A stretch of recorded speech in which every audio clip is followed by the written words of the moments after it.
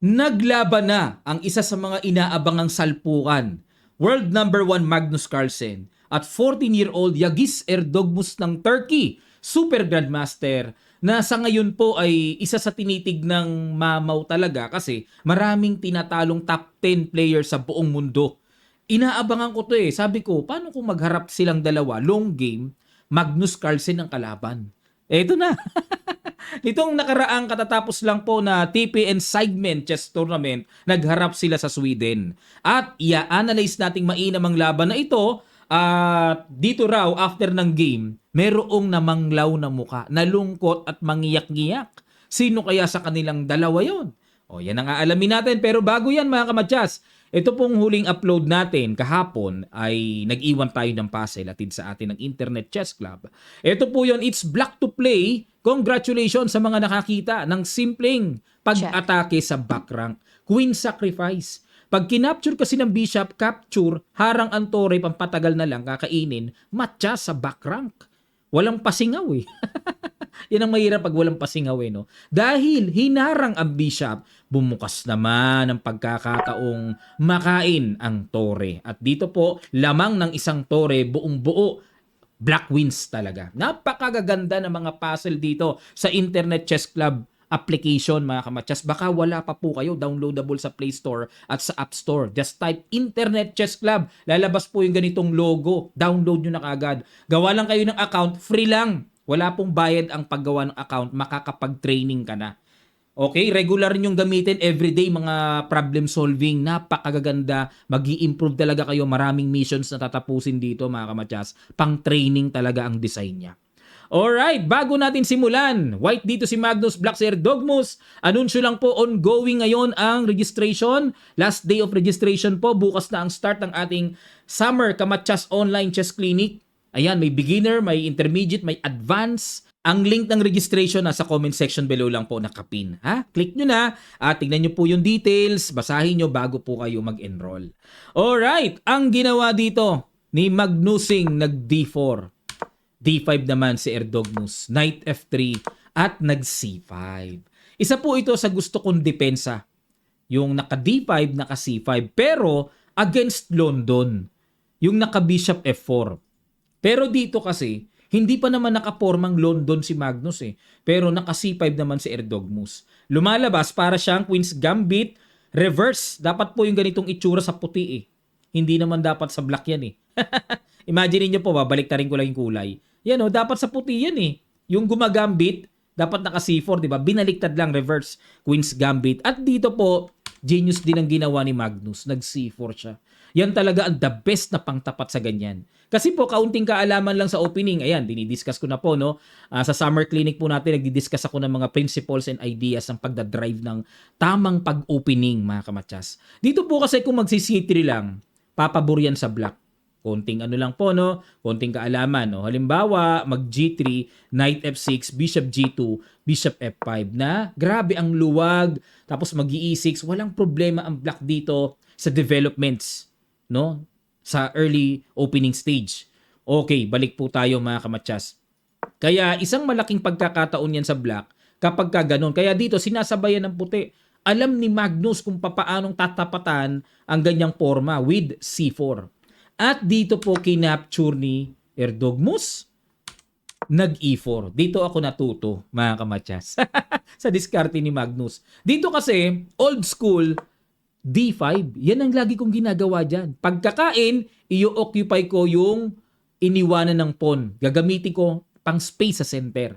Knight C3, E4, tapos later ko nang babawiin yung pawn sa C4. Tapos dahil may D5 na, maganda ang space sa center. Maluwag. Pero mga kamatsas, old school ko yon. Pero ito, bago itong tira ni Magnus na E4. May ganito pala, no? Kung sa bagay, ito po kasi yung diskarte niyang nabasa ko eh. Kinain ni Erdogmus yung D4. Okay, so babawiin na yung pawn C4. Kinapture ng queen. Yun pala ang ipinaghanda dito ni Magnus sa preparasyon sa batang ito. Pa-endgame. Wala siyang balak sabayan sa highly opening theory and complicated middle game. Siguro nakita niya nandun ang lakas ng batang ito eh. Kaya ang diskarte niya, endgame. At ginarab ni Erdogmus ang opportunity Bishop D7. Kasi po, mga kamatyas, yan, binawi na yung pawn, ano? Kasi sa early stage, kapag nagkaroon ng queen to queen, madalas na i-equalize ng black. Kaya dapat ang white, umiiwas kagad sa queen to queen para hindi mapa-endgame. Pero yun nga lang, si Magnus po ay highly skilled player pagdating sa endgame. Kaya delikado si Erdogmus, kailangan matatag siya. Nag-knight C6, nag-develop hinamon ang knight. Depensa lang. At kinapture po, capture. Nag-E6, okay? At para palabasin na ang development ng bishop, nag-F3 naman. At yan po ang lumalabas na new move sa posisyon na to. Exactly, way back 2019, may tumira po ng knight C3 sa posisyon na to. Pero itong F3, yan ang bago ni Magnus naman. Bagong luto, ika nga. Okay? Kasi ito pong knight, pwede naman sa dito to eh. Very flexible. Kaya yun siguro yung kinonsider ni Magnus kung knight C3 ba siya or knight D2. Knight E7, develop. Ang plano po ay magda knight C6. Diyan naman ide-develop yan. Kasi po, kung dito naman ide-develop, na-realize na Erdogmus na walang buhay yung knight niya. Kasi po, may F3, kontrolado eh. Walang buhay. Kumpara na yung knight ay nasa C6, mas may kulay, ika nga. Mas makulay ang magiging kapalaran ng knight. Maraming mga options no to play. May knight A5, may knight B4, kumpara sa knight sa F6. Kaya yun po yung dapat nating maunawaan bakit tinitira ng mga super GM ang bawat butil ng kanilang desisyon. No, nakumpara nila eh. Knight on F6 versus the knight on E7 going to C6. Mas makulay ang buhay ng knight dyan. Okay, nag-king F2. Ayan. Dahil nga po endgame na, nag-queen to queen na, kahit na hindi na mag-castling, lalayo pa yung king mo eh. Kaya lang naman tinatago yung king at nagka-castling kapag may queen, hindi ka pwedeng pa-expose sa gitna dahil yari ka sa queen. Malakas umatake ang queen, mga kamatyas. Kaya, king F2 para yung king halos malapit na sa sentro. Okay, yan ang diskarte niyan. Nag-knight C6, inatake po ang bishop. Umatras lang. Nag-rook C8 talaga nga naman. No? Talagang ang batang ito talaga. Oh. Energetic talaga. No? Nakaka-pressure yung mga tira. Tipong pag-alis ng knight, may atake sa bishop. Tipong parang yung rook, diretso pa sa second rank. Attack. Nag-knight D2 si Magnus. Yan na nga po yung sinasabi ko kanina kung bakit hindi itinira yung old line knight C3 kasi may option din naman to play knight D2. At itong knight D2 nakadepensa pa sa bishop na no worries na magkaroon ng tempo na something alisin yung knight at magkakaroon po ng hanging bishop kasi may knight D2 ng pangdepensa. Pero nag-knight E5 pa rin. Inatake pa rin ang bishop at dito po mga kamatyas, napabilib ako dito sa ginawa ni Magnus. Nag-bishop E2. Kasi kung ako lang mga kamatyas, parang ang gusto kong itira, rook HC1 lang eh. Kumbaga sapatan ko lang ang depensa ng bishop. Kasi pag bishop E2, tipong parang nakakailang yung paparating or papasok na rook C2 yung second rank attack pressure. Pero mga kamatyas, ang tinira dito ni Erdogmus, bishop C5, ibig sabihin may nakita ditong something. May nakitang momo, ika. Ito po laman, kapag nag-rook C2, ang gagawin dito, mag-F4 muna. Pipitikin munang palayuin yung knight. At kapag umalis, knight C6, saka titirahan ng rook AB1. Ayun. Kapag nag-rook AB1, simple lang. Para depensahan yung under attack pawn at ang nakakatakot at very annoying na paparating dito, bishop D3. Saan pupunta ngayon ang tore? Yan ang tanong. Saan ako nagkamali? Yan ang kakantahin mo kapag nakulong na yung tore mo. Kapag nakulong na yung tore, yan ang kakantahin ng black. Hindi ko na napansin yon. Ang ganda ng rook C2 pero mapapasubo lang pala eh. Delikading eh. O balik tayo mga kamatyas. Ano? Balik tayo. At nag-bishop C5 dito si Erdogmus at kain rook C1. Sinamantala naman ni Magnus na talagang agawin ang C-file. Dahil yung tore po ay tulog pa sa dulo. Hanggat hindi pa nakakapatong, nakakabattery, timing na kailangan agawin na kagad ang C-file force. Kain, o, di ba? O may paparating na rook C7, papasok yan. Tinakpan naman ni Erdogmus para hindi makapasok. At dito po, nag-E5. Yan ang mga binibiling tiers talaga ni Magnus. Dito ako napabilib na naman. Kanina, napabilib ako yung pinapapasok yung tore, hindi magawa-gawa. Eto naman, nag-sacrifice naman ng pawn. Grabe, nakakabilib talaga yung lalim ni Magnus talaga. Pagdating po sa usapang endgame talaga, no? E5, square clearance. No? Ano yung square? Ano yung na-clear? Yung E4. Imagine, knight E4, knight D6 mga kamatyas yung paparating. Imagine gano'ng kalakas kapag yung knight nasa D6. Pogi yan. Forma pa lang, ulam na. Ika nga, sabi ng mga veteranong players natin. Forma pa lang, ulam na. Okay. At dito po, hindi pinansin ng bata, nag-king E7 lang. Tama naman. Para yung tore, magising na, magamit na, mailagay na talaga sa tunay na bakbakan. Tulog eh. No? Walang ginagawa. Pero ating alamin para mas klaro sa inyong kaisipan mga kamatyas, what if kinain ni Erdogmus yung sacrifice pawn? Ito po ang laman, napakalakas. Imagine niyo gaano kalakas yan. Rook on the 7th rank is very powerful, sabi sa principal. Yan, lilimasin yung mga pawn sa queen side. Kapag naman dinipensahan, ay nako, may rook C8, kuha yung tore. Tangay, mawawala yung depensa ng C8 square. Kung hindi naman papalag at titingnan lang, ay pagkakainin naman yung mga pawns na yan. Ayun, no? Tubong-tubo mga kamatyas. Tubong-tubong masasabi. Kaya, walang magawa si Erdogmus ng king E7, nag-F4, sinapatan na ang depensa sa pawn para matibay na at knight E4, knight D6 is coming pa rin. Nag-rook C8 na. Nag-A3 muna. May mga pagganon si Magnus. Hindi niya muna binibitawan to. Kasi pagka gumanon, baka mamaya mag-knight B4. Ano? O total naman yung tore, depensado na. So itong A3 pamigil sa knight B4. At nag-F6. No, na-realize dito ni Erdogmus, baka mamaya tumigas ng todo yan, makarating yung knight ng ganun-ganun lang doon sa D6. Ayaw na kagad paratingin. Kasi nga, F6, para pambasag kagad sa E5. Kain. Ang ganda rin ng ginawa ni Erdogmus na decision, ano? O, wala nang chance dito makarating yung knight doon kasi wala nang ang pawn doon na nakaposte sa E5. Ang ganda ng diskarte. At nag-rook C3. So, ito na. Okay, equal nga. Nalampasan mo si Magnus sa opening, nalampasan mo sa middle game, end game na, equal. Pero tapos na ba? O, tandaan, pilit boys team leader ito. Ayan, iniislog-islogan niya muna, gapang-gapang muna. Sa iba-iba to, tabla na to mga kamatyas. Sa iba-iba, tabla na yan. O, pero dito kay Magnus, dito niyo makikita kung papaano i-grind ang very dry end game position. O, yan o. Hamon ng rook to rook. Kinain pa talaga eh. Walang kalamang-lamang ang puti, no? Oras lang siguro. 11 minutes advantage dito si Magnus. Pero malapit lang yan. Hindi naman ganun kalakihan ang lamang sa oras din eh. Bishop D3 inatake ang pawn H7. H6 iniwas. King E3 atake sa knight. At nag-knight C6. Unang tingin, no? Grabe. Dry na dry. Pero nagkapisa ka ng endgame na to. Nagkapilitan. Knight F3. B6. G4. E5, okay. Bumukas para may pang-atake sa pawn G4. Nag-H3 lang muna si Magnus. Tiyaga muna, depensa muna. At nag-King D6, syempre King must be active. Wala akong makitang paano mananalo si Magnus dito. Or paano mananalo si Erdogmus dito. Ang hirap. Kinain na kain at nag-Knight E5. Inatake ang bishop. Tiyaga muna, Bishop F5 at umiwas.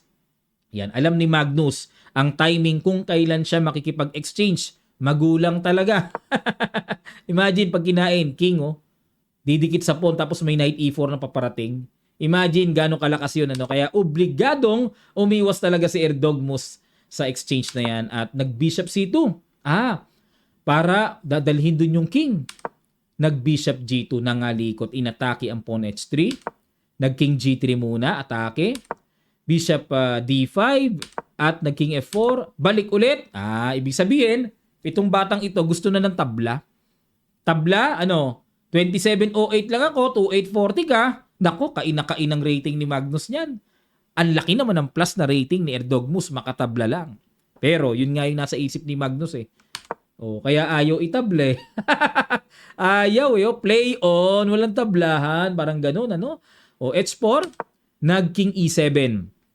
Sinusubukan niya yung tatag ni Erdogmo sa endgame. Nag B3, Bishop H3, atake sa pawn, at nag Bishop F5. Ayun. Kaya naman talaga magkakasamaan ng loob dito eh. Biruin nyo equal na equal oh. Biglang nagkatalunan. Sasama talaga loob mo, hindi ka makapaniwala. Natalo yung ganitong endgame. Mapapaganon ka talaga eh. Nag Bishop G2. Knight E4. Ayan na. Dito na po pumasok mga kamatyas. Kinain ni Erdogmus. Dito lumabas yung pagkabata pa niya sa endgame. Kain. Alam niyo po may tinatawag na libro ng Mark Dvoretsky Endgame Manual. Doon tinalakay yung Bishop versus Knight scenario. Kung papaanong sa madalas sa pagkakataon, advantage lagi yung may Bishop, lalo na open position na ganito, yung Bishop ang malakas. Mas limitado pa yung galaw ng Knight kumpara sa Bishop. Yun ang medyo, pwede namang, hindi naman persadong capturein eh. Ang tira nga lang daw dito, Knight D3 check eh. Pag King E3, sabay Knight E5 lang ulit. Mga ganun-ganun lang. Hindi naman persadong capturein. Pero parang gusto ng bata na parang pasimplihin ng bagay-bagay, kainin ko na yan, bakit sa makalikot pa. Parang ganun eh. Tingnan natin. Kinain. Knight F7, yan. Gumugood move pa, no? Kaso yung oras, 40 seconds against 4 minutes, yun lang. Time factor wise din. Bishop D5. Knight D6, good move para walang King F5 at nag A4. Okay? Equal ang evaluation bar, 0.00. Nag King D7, walang pasukan, fortress. Naka-fortress. B4, Knight C8. Ayun, bakit gumanon? Kasi pag dito kasi may Knight E7 check kuha yung Knight. Okay? May mga panglito pa si Erdogmus na ina-apply. King E4, lumipat sa kabila ang Knight. Okay? Wala pa rin namang pasok ang King dahil may Knight. Nag-King to D4. Okay, another topic na naman ng endgame ito mga kamatyas. At nag-F5 si Erdogmus. Ayan. Bago natin i-explore yung nangyari mga kamatyas, ito, magdi-discuss ako ng mga King and Pawn or mga endgames na from beginner to advanced mga kamatyas sa summer online workshop natin. Enroll na kayo mga kamatyas. Naku, matututo po kayo ng mga discarding endgame. Ituturo ko talaga sa inyo yan mga kamatyas. Kaya try nyo na po. Minsan lang po ang ating summer workshop mga kamatyas sa chess. So, invest lang ng konti, then kaalaman naman ang babalik sa inyo. Hindi pa mawawala ang kaalaman, 'di ba? Hindi na aagaw ang kaalaman, ika nga. Okay, balik tayo mga kamatyas, no?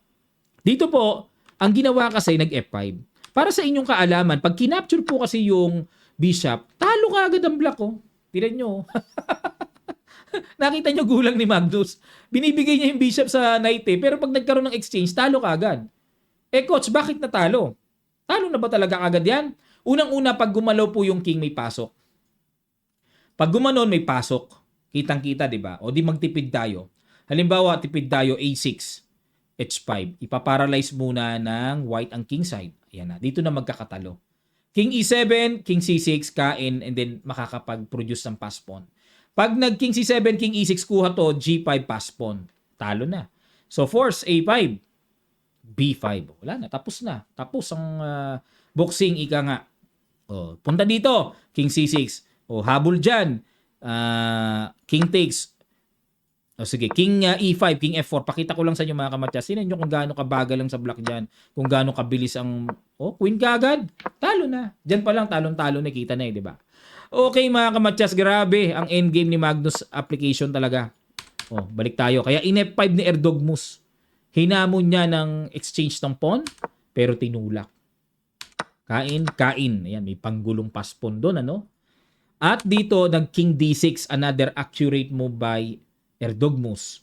Pero dito mga kamatyas, baka magtanong kayo, Coach, baka iba na to Hindi po nag-iiba yan. Talo yan. King E5, kain nito, may pass pawn. Talo yan, okay? Kaya ingat tayo sa mga usapang exchange, lalo na sa endgame. So tama yung King D6. Nag-Bishop B7. Talagang pinapagod ni Magnus talaga, Pinapagod niya. Yung resistensya ng bata, sinusubukan niya. Knight G6, tinanga natin kung uubra kasi nga nabasa ko po yung column nito Sabi daw si Erdogmus gumigising everyday ng 6:30 AM tapos nag-exercise everyday. Kaya mula sa chubby yan cute yan biglang payat na ngayon Payat na, ang laki nang nawala sa kanyang kilos dahil sa exercise. Good for the body naman yon mga kamatyas, Lagi raw nagbibilad sa sunlight. Ayan, sa mga gusto magpalakas, napakahalaga ng sunlight. Yun sa morning, bilad kayo. Additional vitamin D kasi yan Okay, balik tayo. Knight G6. King C4. Dito magagamit kung may resistensya talagang tinatago si Dogmus. Ano? Knight F8. Bishop C8. Tineret ang pawn. Knight E6. Tinakpan. At nag G6. Ayan. Okay, kasi pag kinain ito, wala, may pass pawn kasi. May pass pawn, ano? Silipin nga natin mga kamatyas. Pag kinain, kasi hindi pwede makalayo-layo. May ganun eh. O, dito tayo, may King F7. Pagka gumanon, ganun. Ayun. Ito yung tinatawag na mine square. Ayun. Talo ka agad ang puti. Mine square ang tawag dyan sa ganitong king and pawn ending. Yan. May tawag kasi dyan eh. Bakit naging mine square? Yung kung sino unang bumitaw sa kanilang pawns, talo. Kaso dito ang na-mine square yung white. Bakit? White to play pa to eh. Di pwedeng gumalaw ang king, makukuha yung pawn. O, di push. O, sabay dito. Huwag kakainin. Pagka kinain, talo naman ng black. Black to play ang titira. So, kailangan push lang para white ang titira. Mine square, bitaw, kain. O, boss, talo pa puti, bigla. Okay, talo pa bigla. Kaya hindi pwedeng kain ng kain. O baka mamaya kumain, talo ka agad. Kwentado ni Erdogmus, no? Alam niya, no? Kaya siya gumanon eh, kwentado niya eh. O, dahil threat din yung pawn at the same time, G6 lang muna. Nag-King E7 yan. Yan ang huling bitaw mga kamatyas na nagpasama talaga ng posisyon ni Erdogmus. Tingnan nyo po ang itinalon ng evaluation bar. Considered blunderacious ang ginawa ng batang ito. Dapat daw po ang tira, F4 makipagsabayan. Yan ang accurate para manatiling equal. O, yan na nga ang iniintay ni Magnus. Yan ang faith niya. Yan ang kanyang paniniwala na itong batang ito ay may chance na bumigay. Ito na, yung iniintay niya. Sa isip niya, okay. Siguro na pag ganun, bumigay din. King B5, good move. Ang plano, magki-King A6, ubusin ang pawns to create pass pawn. At nag-F4. Dahil lumayo ang king, gusto niya may panggulo. King A6. Kwentado ni Magnus. Yun ang malungkot sa side ni Erdogmus. Kwentado. F3. Kinain lang. Kinain lang. Nag-B5. Ayun. Bakit po? Kasi kung mag-F2, babalikan lang po ng Bishop A6, tapos kontrolado na yon, and then kukuhanin yung pawn, pass pawn. Kaya ginawa ni Erdogmus, nag-B5 muna siya para takpan niya yung diagonal na pangsalba ni Magnus, no, para hindi mapigilan yung pag-promote. Yun nga lang. Detalyado pa rin. Nakatimbre pala. Nag-G7, no? Nakatimbre pa rin. Kwentado. O di kain yun. Magpo-promote na. Kinain nga. Sabay kinain yung pawn. Na dito, gumanon. Dito naman dadaan. Sakit nang nangyari, oh. Na na miscalculate ni Erdogmus itong endgame na to. Knight E6, B6. Knight D4, B7, Knight C6, checking A8. At nag-resign po ang bata. Tagumpay ang plano ni Magnus na dali niya sa endgame. Si Erdogmus, grabe talaga kamamaw sa endgame si Magnus talaga. Bakit po nag-resign? Wala na eh. Anong gagawin? No? Pagka nag-King D6, ayan. Dito naman, Queen na. Kain-kain. Ang tanong, coach, medyo malayo yung pawn na. Baka makuha ng Black King yan. Subukan lang. Mapa-King D5, mapa-King C6, only Bishop F1 to maintain the untouchable pawn. Untouchable, hindi mabitawan hindi madikitan eh. Pagka gumanon, di wala na, punta na yung king dyan. Ganun, push na. And then, dire-diretso na yan. Magpo-promote ang pass pawn na yan. Samantalang yung F-pawn, naka-hold sa light square bishop. Grabe, what a great brilliancy endgame prize by Magnus. Ang galing, ano? Hanip talaga. Ang hirap kabanggain ni Magnus, lalo na sa endgame. Akala mo, tahimik na equal no? Silent na silent, parang sa dagat walang alon, pero malalim pala. Ang pinaplano ni Magnus, pabibigayin niya ang resistensya sa endgame. Gaano ka kaalisto? Gaano ka mag-control accurately sa endgame? Yun ang pagsubok eh. Bumigay si Erdogmus. Bumigay.